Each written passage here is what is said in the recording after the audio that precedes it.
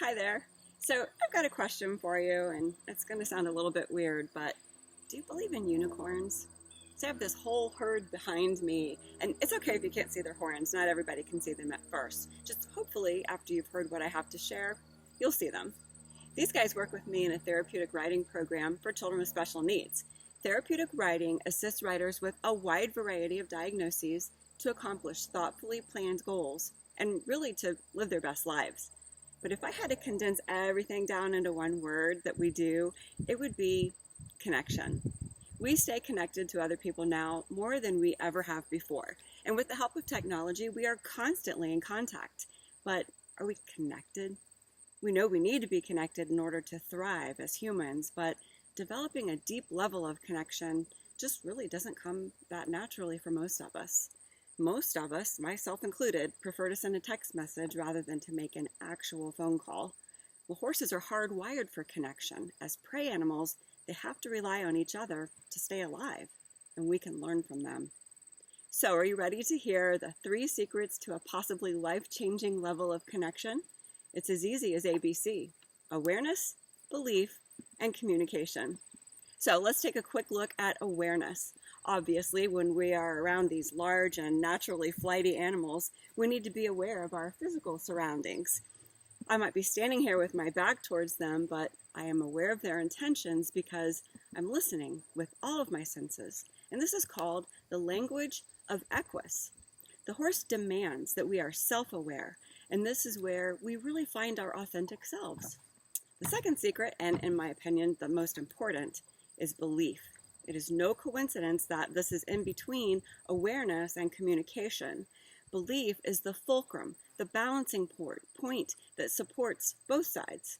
You can be aware of your horse's capabilities and communicate to him what you would like him to do. But if you don't truly believe from the bottom of every cell in your body that what you intend to happen will happen, it's not going to happen. However, the second that you truly believe, your horse will become aware of your intention and grant your wish. Communication, C. This can take on many forms, especially with the population that we serve. But all horses communicate with energy. They teach us to feel our communication with others so that we can connect from our heart. These ABCs, awareness, belief, and communication, work together to create that deep and meaningful connection. I'd like to share a story about a little boy, we'll call him Charlie. Charlie arrived at our center with a diagnosis of PTSD at the age of 10. He was a victim of heinous abuse, had been placed in foster care, and was separated from his siblings. We introduced Charlie to Buddy. He's that unicorn back there with the gorgeous copper mane. Well, before Buddy got his job as a therapist, his life was similar to Charlie's, and he intuitively knew when a child shares the same scars. He just gravitates towards them. One day, Buddy was nervous about something. His head was high, his eyes were wide open, and he just couldn't keep his feet still. We were trying to get him settled before Charlie arrived for his session. When Charlie arrived, we asked him to stay behind the fence because Buddy still wasn't calmed down. But Charlie held out his arms and he said, "No, I've got this. Please let me help him."